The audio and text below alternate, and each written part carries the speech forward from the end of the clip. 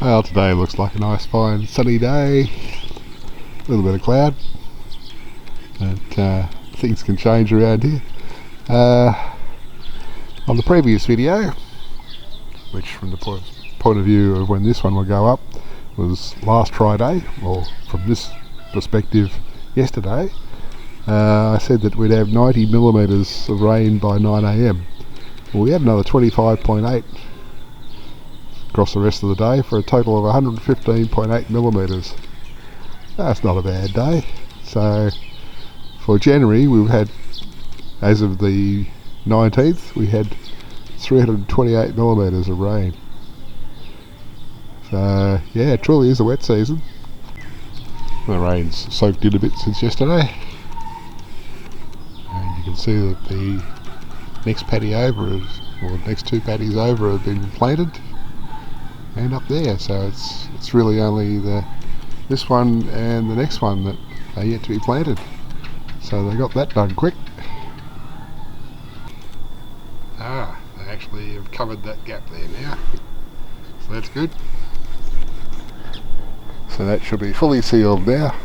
I swear this path is getting hard to navigate quicker and quicker. These trees are loving the wet and humid environment. One thing I've noticed here is that even when it was not raining for a long time, the plants didn't crisp off like they did back in Australia, because the humidity is always high. So it hadn't been obvious to me that the plants were going to crisp off as much, because the humidity meant that they didn't lose as much moisture. Yes, that makes sense, because I'm sort of used to the idea that if it doesn't rain your lawn becomes crunchy. Here it wouldn't. Okay, so it's actually 3 paddies here that haven't been planted. This lower one wasn't obviously visible from the position I was in before. Oh yes, the creek is flowing quite strongly.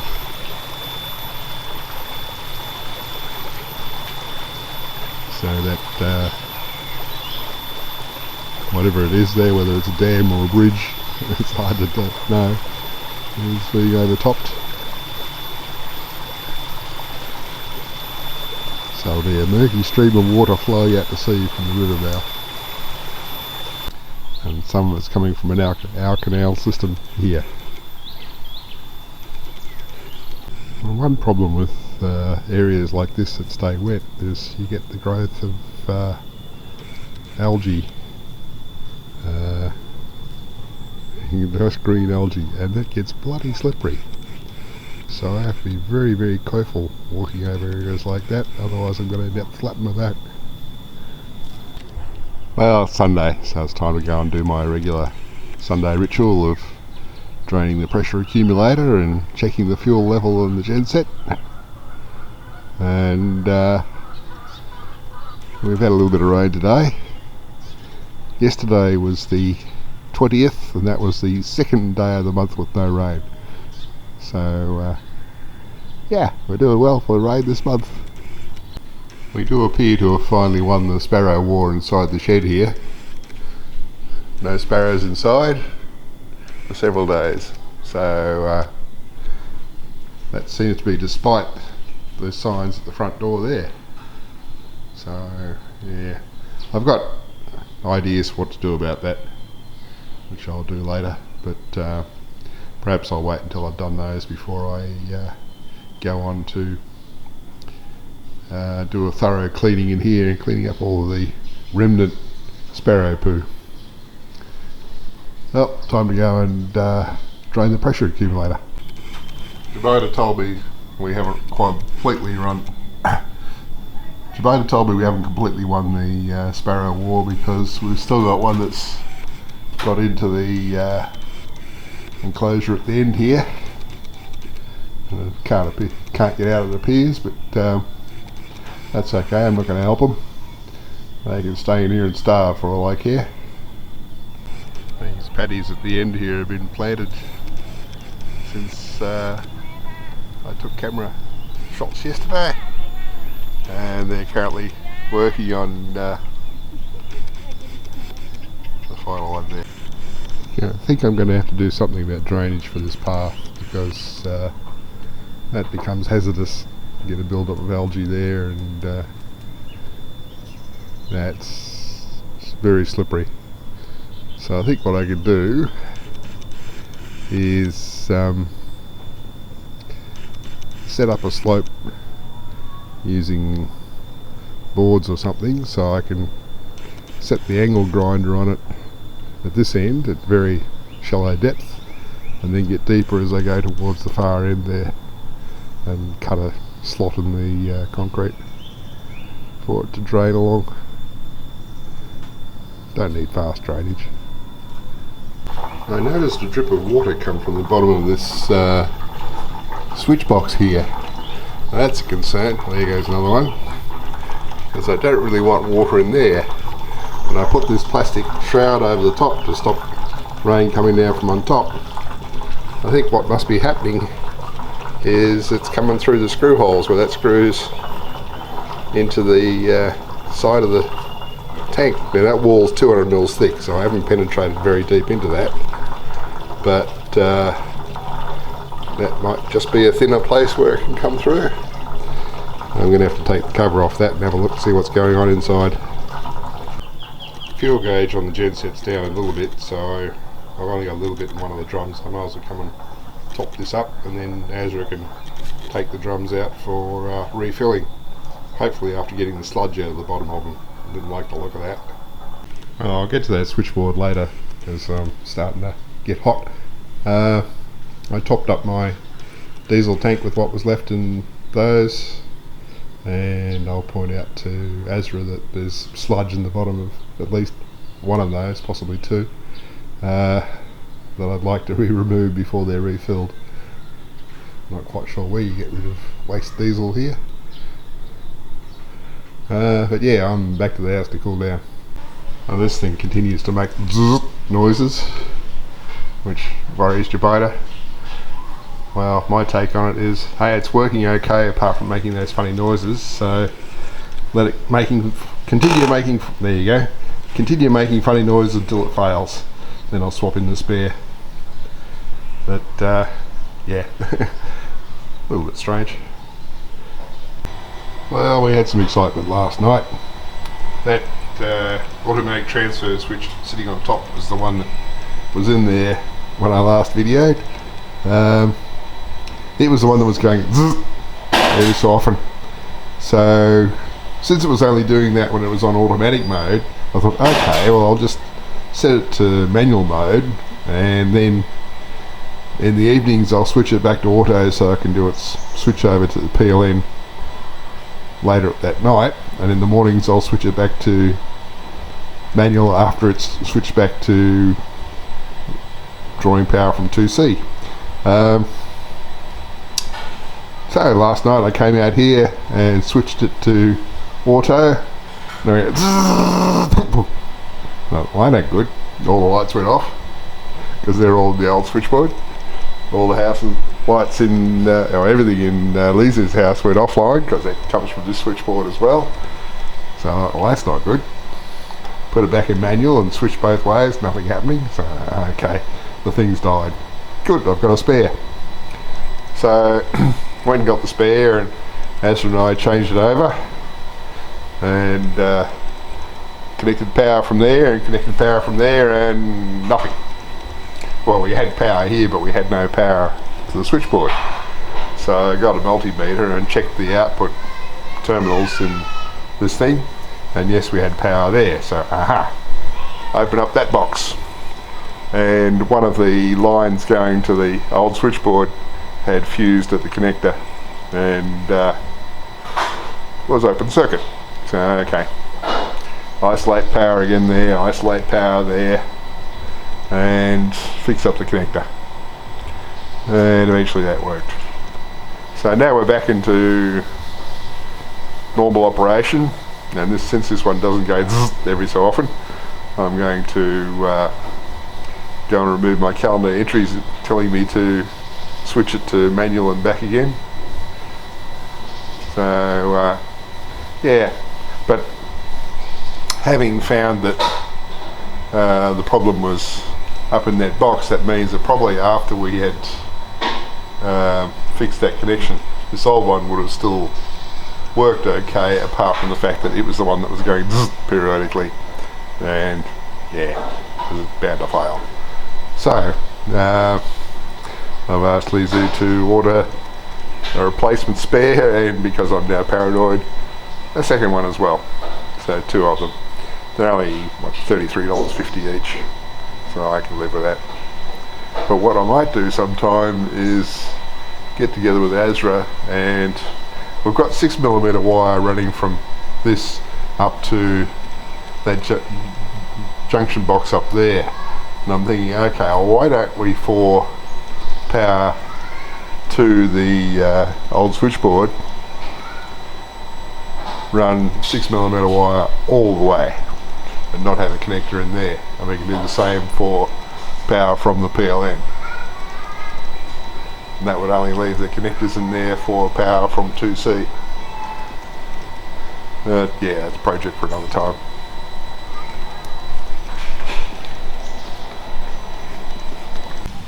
And this is all looking good now, like a proper rice growing season. And this genset's down from on top of the bench now, because yesterday it got an oil change. I asked Azra, how'd you get that there for the bench? You just lift it? Yeah. Pointed out we have a chain hoist, would have made life much easier. But he's young and fit, so okay. It's only about 60 kilograms. He's probably about 70 kilograms himself. So yeah, they're strong around here. This freezer's set to -18. And I just checked the temperature inside, and it's -16.5. And this is a bit more than a week after they last did a repair, right? So I think it might be holding. So that's an improvement. And I actually bought a second one of these socket ratchet sets because the first one had gone missing, and then it came back again, and now it's gone missing again. So I still have one here. If this one goes missing too, I won't be happy. I see that Aldi hammer found its way home. I wonder where the mallet with the matching handle went to there. Azra went on a trip to fill up the diesel drums. It says there's 115 litres there, so hopefully that'll last a month or two. Well, now that the sparrows appear to be excluded from the shed, I can proceed to clean up some of the sparrow poo around here on my bits and pieces of equipment. I had the towel over that lot to keep poo out of a keyboard, but in this case I just had the old defunct NAS sitting on top of the new one, so yeah, not quite fully protected. I didn't really want to put anything over it that might restrict airflow. Now I've got a bit of an issue in this service pit that you probably can't see, but those 2 boards there are floating on water which has seeped in because, hey, it's wet season. There is probably a good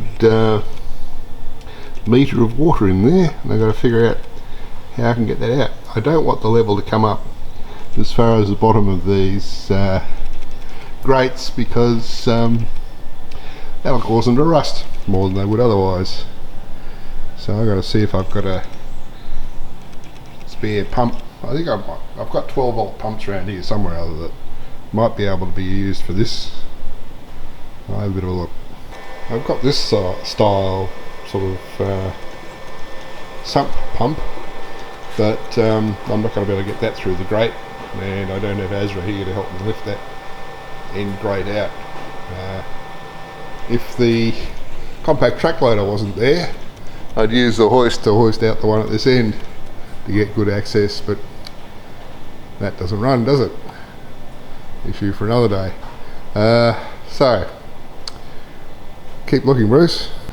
Well, in the time available before I started melting down, I was unable to come across a 12-volt diaphragm pump,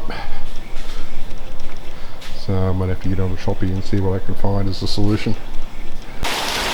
It's a bit damp out again. short time ago. It was coming down hard enough that I thought it might be hailing. But yeah, well, yesterday we had 27.2 millimetres of rain. Today we had more. Well, it's Friday. I don't have a lot more to report for this week, other than this morning we did some remediation here. This thing was still giving trouble. Last night it must have tripped the safety switch for block 2 in there, so I lost some of my comms because the main Ethernet switch up in the storeroom is on the block 2 circuits, so it stopped working, as did the fridge in there. I figured it out sometime later when I came and had a look here and flicked the safety switch back on. Meantime, it had switched over to using PLN for the old switchboard here, and that had kicked out at one stage, and because block 2 was not enabled, it didn't have fallback power here, so Azra noticed the power go off at his house, so he came out here and turned that breaker back on, which I could tell from the load levels I was seeing on the dashboard from my solar system. So what we did this morning is we eliminated 4 of the connections in that junction box there. That had gone in as a sort of a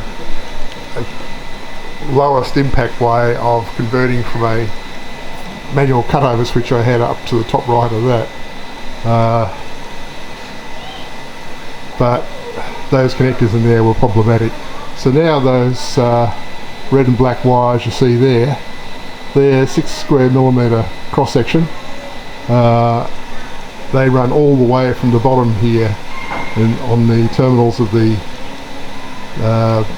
automatic transfer switch up through that junction box into the old switchboard. So that line that loops down from the meter block, that has 2 of those double screw butt terminator type things joining to 2 of those wires. The other 2 wires go into the actual switches and circuit breakers, etc. And of course the line that comes down that conduit still has joiners in there, but that's the only joiners in there now, and that's from the new switchboard in there. So now this should be much more robust, I hope. But that and all the rain is about all I've got to report for this week. This is the sort of connector I was referring to. You twist your 2 heavy wires together, jam them in there up to the end, then do down this 2 screws tight. That creates a pretty secure sort of connection. But yeah, that's enough for this week.